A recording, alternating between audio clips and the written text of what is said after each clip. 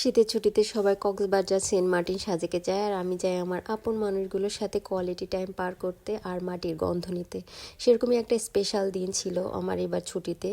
তো এই ভিডিওটা খুবই স্পেশাল। আমার আব্বু এখন 6 মাসের জন্য দেশের বাইরে আছে, তো আব্বু চেয়েছিল কোনো একটা শুক্রবারে তার মেয়ের জামাইকে নিয়ে আমার দাদা বাড়িতে যাবে। ওখানে আমার ভাই রিমনের যে কবর আছে, জুমা নামাজ শেষ করে সে কবরটা জিয়ারত করবে আর একবেলা খাবে। তো সেরকমই এই যে আমার ছোট চাচা যে দুনিয়াতে নাই, তার উঠানে আমার মায়ের 3 জামাইয়ের সাথে আমার বাবা সহ 4টা চাচা এই যে উঠানের মাঝখানে বসে খাচ্ছিল। এই ভিডিওটা আসলে আগে করা উচিত ছিল, তাহলে এই ফ্রেমে হয়তো আমার ছোট চাচাও থাকতে পারতেন। কিন্তু আফসোস করে কী লাভ, আমরা খাচ্ছিলাম আর চাচার কথা অনেক বেশি মনে করতেছিলাম। আমার ছোট কাকা এত সহজ সরল একটা মানুষ, কিন্তু আফসোস করে কি হবে।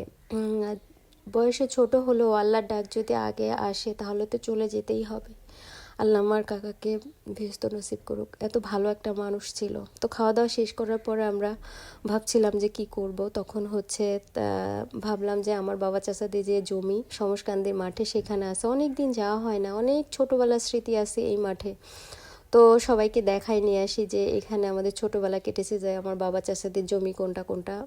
তো এখানে আমাদের মেশিন ছিল আগে জমিতে পানি দেওয়ার জন্য। তো অনেকটা রাতও কেটেছে এখানে। আমার ছোট কাকা সবচেয়ে বেশি সময় কাটাতেন এখানে, সাথে আব্বুও থাকতেন।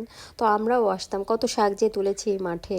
তো সেটাই ঘুরে ঘুরে সবাইকে দেখাচ্ছিলাম। আর অনেক সুন্দর একটা বিকেল ছিল, এটা খুব ভালো লাগতেছিল দেখতে। ভাবতেছিলাম যে এখন কি করা যায়। তো এই মাঠের পরেই আমার 5টা বাবা চাচাদের একটাই মাত্র বোন, আমার একটা ফুপু। তো ভাবলাম যে এই পাশেই ফুপুর বাড়ি যায়, একটু ফুপুর বাড়ি। হঠাৎ করেই ফুপুর বাড়িতে হামলা, বা কি হয়ে গেছে যে সবাই মিলে একসাথে। খুশিও হয়েছে।